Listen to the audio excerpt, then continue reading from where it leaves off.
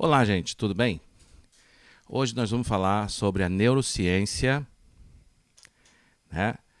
E especificamente sobre uma conduta muito comum dentro da neurociência, que é o fisicalismo, né?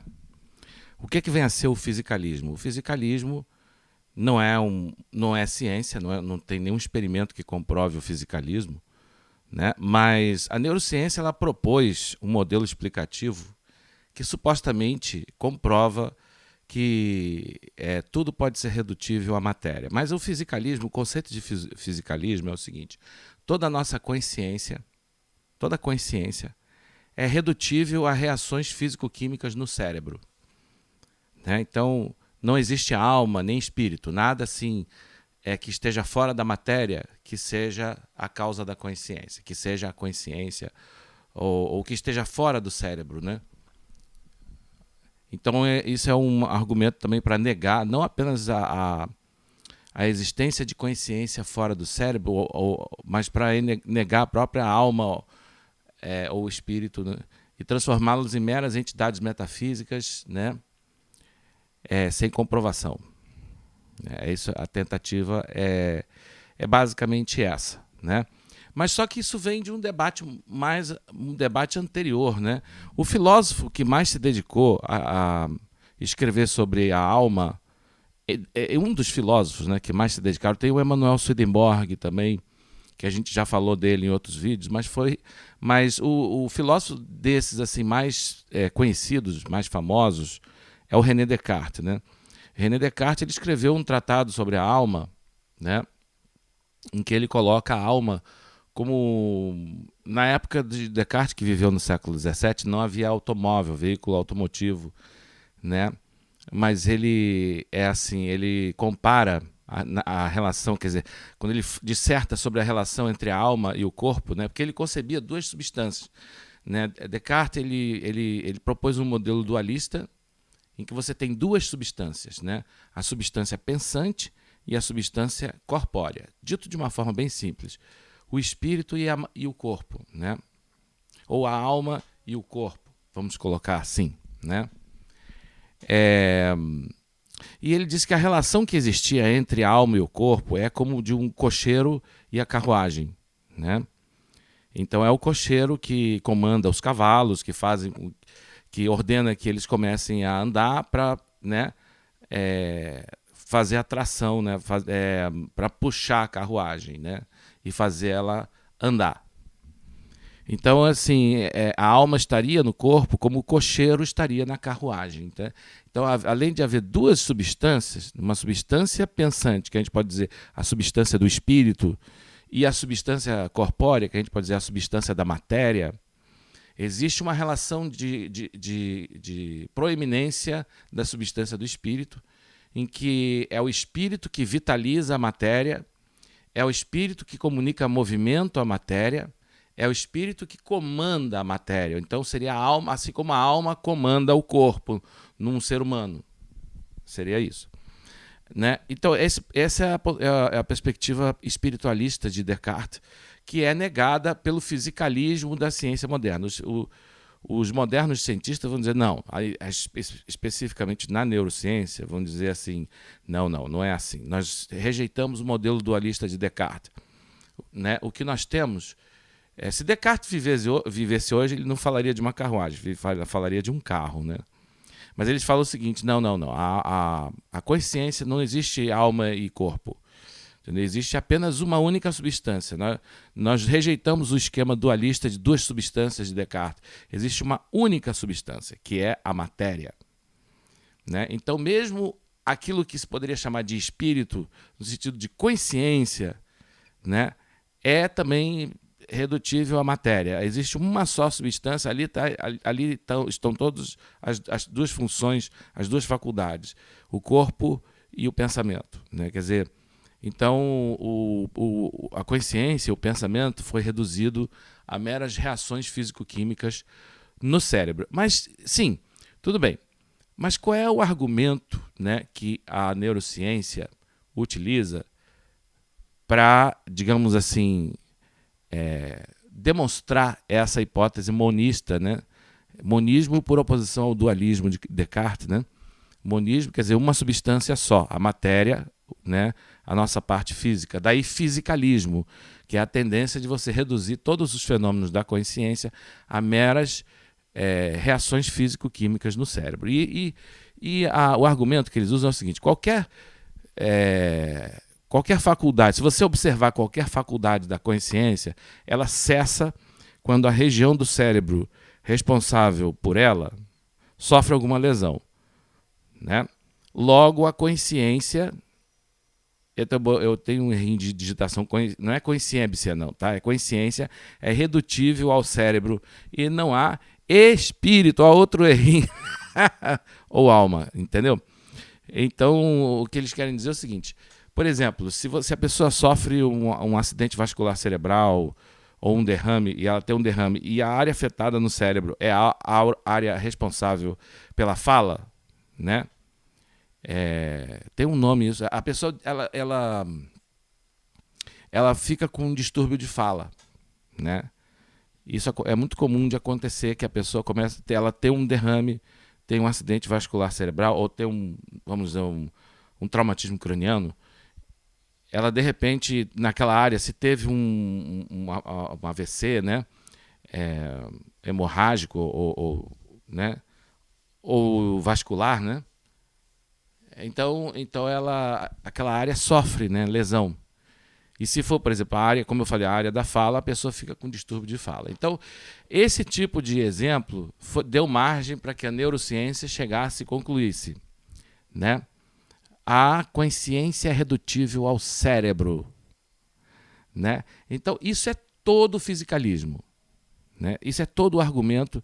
Eles acham que conseguiram provar, né, o fisicalismo dessa maneira. Mas vamos voltar ao exemplo da carruagem. Agora vamos modernizar o exemplo da carruagem de René Descartes, né? Ao invés de falar de uma carruagem, vamos falar de um veículo automotivo, né? E vamos falar, né, de um motorista, né? Será que um automóvel, um veículo automotivo, precisaria de um motorista para funcionar? Bem, se a gente for seguir a mesma linha de raciocínio, né, dos neurocientistas, a gente poderia dizer o seguinte: o movimento de um veículo automotivo cessa quando o seu motor sofre avaria. Logo, a causa do movimento do automóvel é o motor e não há motorista, né? Olha só que coisa interessante, né? Então, se a gente seguir a mesma linha de raciocínio, a gente pode dizer, né, deu um problema na rebimboca da parafuseta lá do motor e o carro parou de funcionar. Logo, a causa, né, do movimento de um veículo automotivo é redutível ao motor. Você não precisa de considerar que existe um motorista. Né? Qual é o problema disso? Onde é que está o sofisma? Onde é que está a falácia? Isso é uma coisa muito interessante. Sabe por quê? Existem dois tipos de causalidade. Existe a causa geral e existe a causa particular, né? Ou causa próxima, tá? Então, por exemplo, no exemplo do veículo automotivo, né?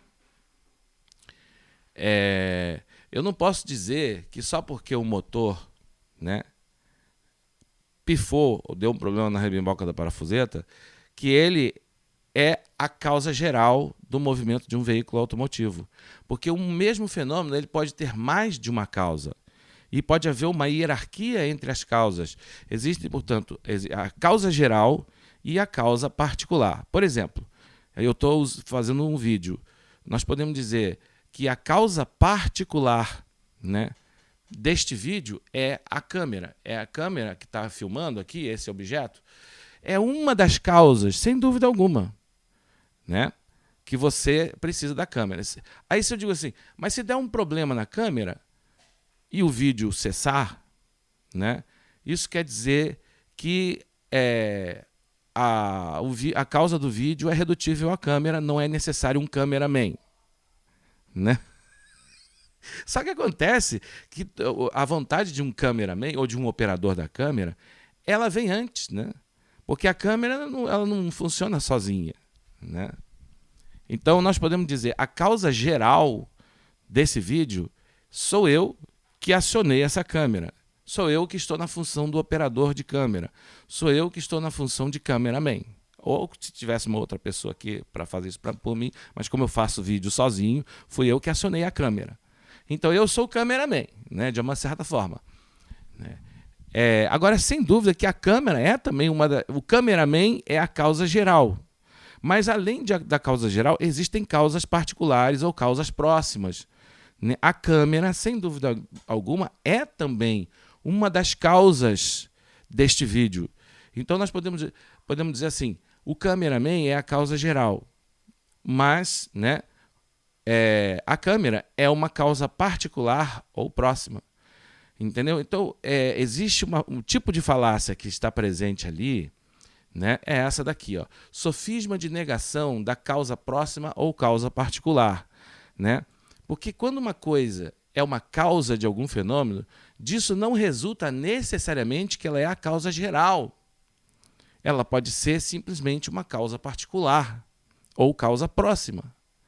Né? Então, essa modalidade de sofisma de negação da causa próxima, eu descobri isso num site na internet, porque eu sou professor de filosofia, eu estou lidando, mas cada hora quando eu vejo uma lista de sofismas ou de falácias, né, a gente descobre uma coisa nova. Eu descobri essa, eu achei bastante interessante. Né? O sofisma de negação da causa próxima é assim, ele nega a distinção entre causa geral e causa particular, e só porque algo está numa posição de causa, já considera ele como causa geral, simplesmente deixando de lado a possibilidade de que ele seja apenas uma causa particular e próxima. Né? Então, no exemplo que nós demos do movimento do veículo automotivo, né, realmente, quando o motor sofre uma avaria, deu um problema na rebimboca da parafuseta do motor, né? O carro cessa. Mas disso não resulta necessariamente que não precisa de motorista, né? Porque o motor, ele é a causa, mas é uma causa particular. Né? O motorista é a causa geral. Então, é bastante sugestivo esse exemplo do automóvel, né? Porque Descartes usou esse exemplo, né, na sua obra, só que na época dele, no século XVII, não tinha veículo automotivo, era carruagem. Né? Hoje nós podemos usar o exemplo de um veículo automotivo. Né? A gente está modernizando, digamos assim, o exemplo dado por Descartes. Né? Ele dizia que a alma estava, né, no corpo como um cocheiro estava na carruagem. Nós podemos dizer a alma está no corpo como um motorista está no veículo automotivo. Né? E sem dúvida que o motorista é a causa geral do movimento do veículo automotivo. O motor também é causa, mas é uma causa particular ou próxima. Né? Então, quando eu digo assim, não precisa motorista, porque, né, está provado que a causa do movimento é o motor, eu estou negando a distinção entre causa particular e causa geral. Né? Em que o motorista, sim, porque o carro não anda sozinho, a menos que seja um carro automático, que tenha um computador, um cérebro eletrônico, mas a gente está falando de um carro normal. Né? Mas, assim, um carro normal ele não tem vontade própria. Né? Então, nós podemos dizer a causa geral do movimento de um veículo automotivo é o motorista. E o motor também é causa, mas não é causa geral, é causa particular ou próxima. Né? Então, se a gente voltar aqui, né, no argumento dos neurocientistas, quando diz assim, qualquer faculdade da consciência cessa quando a região do cérebro responsável por ela sofre alguma lesão. Logo, a consciência é redutível ao cérebro e não há espírito ou alma. Não. Né? Aqui a gente vê, né? Isso é sofisma de negação da causa próxima ou da causa particular. Né? Pode ser, nós não podemos dizer qual é a verdade absoluta. O que nós podemos dizer é o seguinte, só porque quando o cérebro sofre uma lesão numa determinada, por exemplo, na área da fala, e a pessoa tem distúrbios de fala, não quer dizer que o cérebro, sempre, sem dúvida alguma, ele é causa da consciência, mas não é necessariamente a causa geral. Daí a você, né, deduzir ou concluir ou inferir que o cérebro é a causa geral, né, essa conclusão é uma extrapolação, né, porque você... talvez ainda não esteja claro que tipo de causalidade existe entre consciência e cérebro. né? Ou entre mente e cérebro, né? Então, não se sabe se o cérebro está ali numa posição. Eu acho que está bem claro, né, que o cérebro está ali numa posição de causa particular. E que a causa geral pode muito bem ser a alma ou o espírito, né? Então, eu acredito que o dualismo cartesiano saiu vencedor, sem dúvida alguma. O esquema dualista de duas substâncias, né, de substância pensante e substância extensa, ou substância espiritual e substância física ou material, né, sai ganhando quando a gente descobre o sofisma e a falácia, né? Agora, esses cientistas, eles estão imbuídos dessas ideias e estão, inclusive, isso está sendo patrocinado pelo Estado, está sendo patrocinado pelo dinheiro do contribuinte cristão, do contribuinte esotérico New Age, do contribuinte pai de santo, espírita, né? Então, nós vivemos num contexto, né, em que os ateus e os materialistas são minoria. Eu acho que é um privilégio, né, porque essa gente usa a máquina da ciência, né, para, digamos assim, patrocinar as suas crenças particulares. E usam o dinheiro público, a máquina do Estado para isso, né? Os organismos de fomento de pesquisa estão patrocinando, quer dizer, o Estado está patrocinando crenças pessoais e interesses mesquinhos e egoístas, né, de pessoas que querem que as suas crenças sejam a verdade absoluta, né? Então, gente, é o Estado patrocinando um tipo de picaretagem, aparentemente, né? Porque eu não sei, eu acho que é muito fácil ver que existe dolo nisso, sim, né? Existe dolo nesse tipo de conduta, né? Nós podemos dizer que eles são pessoas, isso é uma coisa política de você querer impor a sua visão de mundo, né? E chamar os outros de ignorante, chamar a crença dos outros de superstição. A gente vai ver que isso é outro tipo de sofisma, né? O sofisma ad populum também tem essa característica, né? Mas, gente, é isso que eu queria deixar aqui para vocês, né? Espero que tenham gostado do nosso vídeo e até o nosso próximo, né? Se assim os céus o permitirem. Até mais.